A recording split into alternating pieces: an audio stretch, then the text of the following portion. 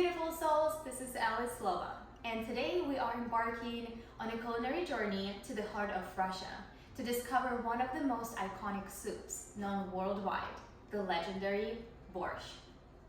Making a borscht, it's like painting a masterpiece. You need vibrant colors and flavorful and rich textures. So for today, we're using some cabbage, some beets, red pepper, tomatoes, onion, I'm using 2 potatoes, some bay leaves, and garlic.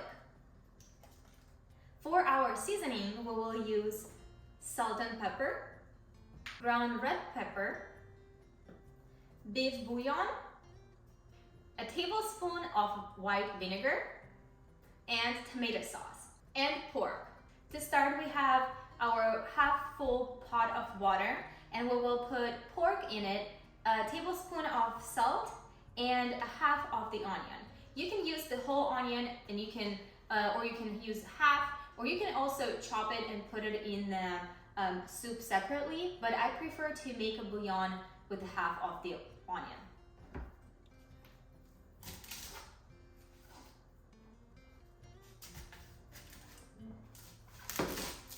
In the meantime, while our pork is boiling on a high temperature, we will prepare all of our vegetables. For our dish, we will need to use about a quarter of the cabbage.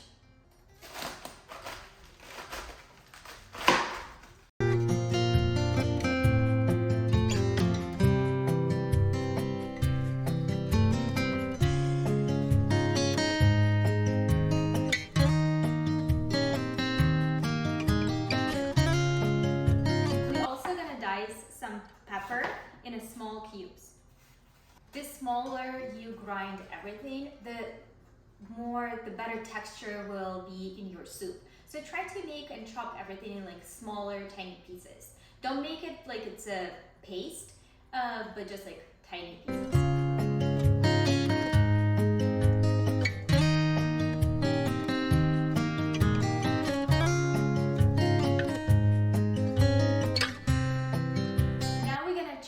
Potatoes. You can pick any shape you want and whatever you prefer, but I'm gonna use the cubes, probably like 1/2 inch by 1/2 inch. And don't forget to add some water on top of the chopped potatoes so it doesn't change the color. And we're gonna keep it in the water until we need to use it for the soup.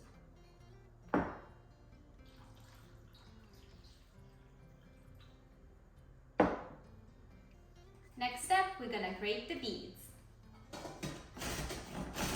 When our beets are ready, we're gonna put some white vinegar on top of it, just to save this vibrant color.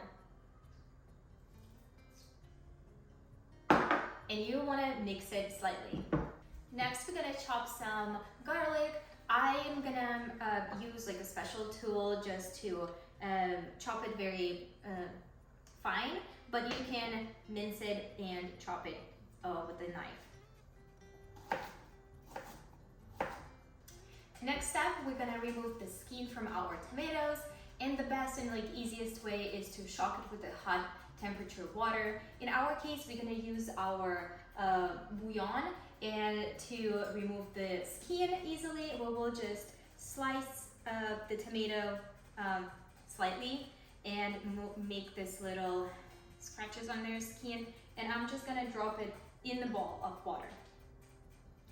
And we're gonna do the same with all of our 3 tomatoes, and we're gonna leave them there for only 30 seconds. We don't wanna boil our tomatoes, we just wanna shock the skin so it's easy for us to peel it off.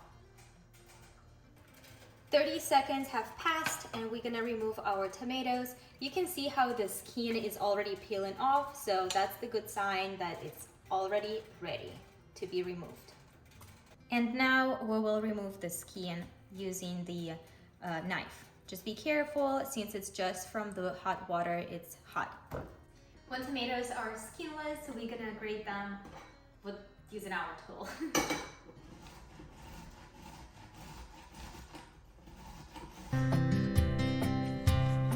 When you start to see foam forming on your bouillon, you want to take it off. Once you removed your foam from the bouillon and it's boiling, you want to leave it for about 20 minutes, just so the meat is ready. So now, after we prepared all of our vegetables and they have been chopped, we go into a very important step and we're gonna fry them in the pan, and after we're gonna close the lid and stew them for a few minutes. So all of this juicy flavors combine in one main flavor. So we're gonna start and we're gonna put some oil. I'm using the avocado oil in the pan. And next, I'm using some carrots, which I forgot to include in the ingredient list, but I have them prepared here. So we're gonna put some carrots and garlic. And we put it on the stove. When our carrots turn golden brown, we're ready to squeeze everything on the side and put some bell peppers. And we're gonna fry them for a few more minutes. Okay, so our carrots and bell peppers are already in the pan and they're almost like at the tender position. So now it's time to put our beets in the pan. And we're gonna mix it all together gently, and my heat is still at the medium level. So about 2 to 3 minutes after we added the beets to the pan, we're gonna add our tomatoes that we grinded or sliced it, whatever you did, and we're just gonna add it to the pan as well. And we're gonna leave it for a few minutes again. This is all before we add the tomato paste. So we adding the tomatoes first, we're gonna boil it for a few minutes, and after we're gonna add the tomato paste. So you can see how our pot is full of all of these juices and flavor, and the texture is amazing. So at this point, we again gonna leave everything for a few minutes to cook. As you can see, the whole process is pretty slow. So it's not like you put in all of the ingredients in one pot and it's magically done. We add in one ingredient after another ingredient, and we let it connect to the previous bond of vegetables and stew them all together. So every single vegetable can leave their flavor, and the whole dish will be so rich and flavorful. So please bear with me. I know it might take a little longer, but this is the whole process, and that's why this soup is so legendary and well known across the whole world. Okay, our next and last piece to the pot is the tomato paste or tomato sauce. If you're using tomato paste, I would recommend to use only 1 or 2 tablespoons because it's very rich and very flavorful. Compared to the tomato sauce, you will need to use a little bit more. So in my case, I'm gonna use the whole 8 ounces of the tomato sauce, and I'm just gonna put it all in the pan. I'm gonna mix it all together, and I'm gonna cover it with the lid and leave it for about 3 minutes to cook. And after this is mixed really well, I'm kind of like pushing everything to the bottom, and I am closing everything with the lid, and I'm turning the heat to the very low over here, and I'm gonna leave it for let's do 3 to 5 minutes. You can do 4. So now we covered everything here, and while it's cooking, our meat is ready and the bouillon is ready. So what we do, we're gonna remove our onion from the pot, and you don't need it anymore, so you can totally throw it in the garbage.